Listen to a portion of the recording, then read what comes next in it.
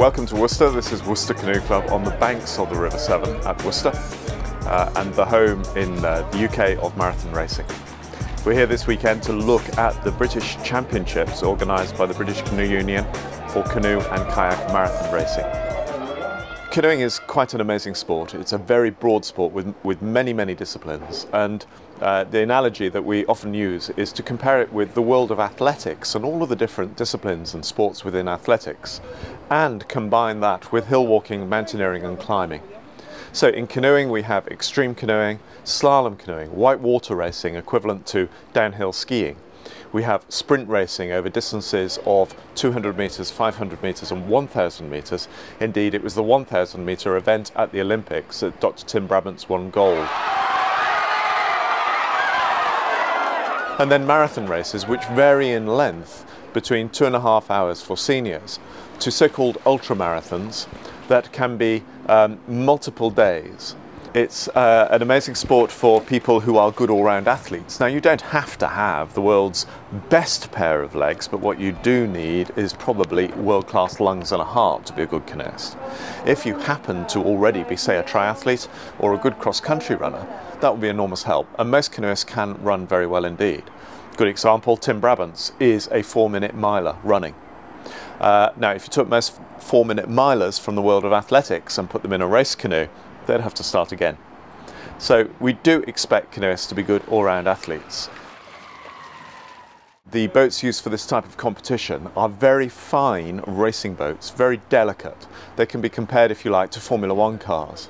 So this stage of the river would not provide much challenge for extreme whitewater canoeists, but equally they would not be able to compete at the speed of our top carbon fibre Formula One style race kayaks. So for those kayaks it is a demanding course, and we have had quite heavy rain over the last 10 days, which means the river is a metre above its normal level. That leads it to be swirling and to have different speeds of current over the width of the river. And it is quite a challenge, again perhaps a bit like a Formula One race in the wet, rather than a completely dry circuit.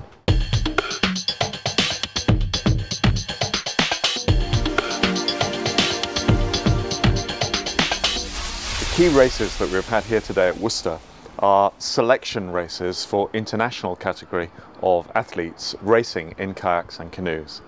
In the men's single event we saw a 26-kilometre race for single kayaks taking some 2.5 hours, and the top paddlers in these races will represent Great Britain at international races, including Copenhagen, a race known as the Canoe International, and the World Marathon Championships at Tin in Czechoslovakia in the middle of September.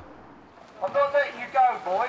I can't let you go if somebody's half a length up, can I? It was a little bit tense today. It was a British Championship. It was a selection race for the World Championships. It was a little bit more tense, but not terribly unusual. So that's the Now, let's go back to the Formula One analogy. Imagine you didn't have qualifying, because you can't really have qualifying for a marathon race. How do you do it?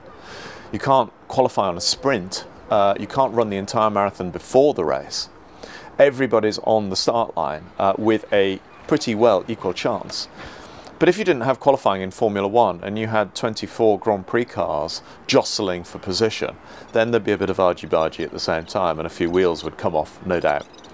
So we've got that, and we let it happen. We regulate it within the rules, and athletes must compete in the spirit of fairness and well-being.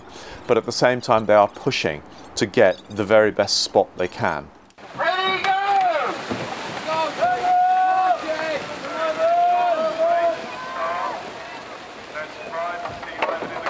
The conditions of the river are terribly important. The paddlers who race away from the start line, and you can't cruise away in a canoe and kayak marathon, you have to sprint flat out for the first 200 metres to get optimum position. So the athletes who rip away from the line as fast as they can will be racing on flat water, and that gives them an advantage in the boats. For the athletes behind, the water becomes very choppy, disturbed, swirled, lots of splash. And in running terms, it would be like trying to run across a ploughed field when the leaders are running on a tartan track.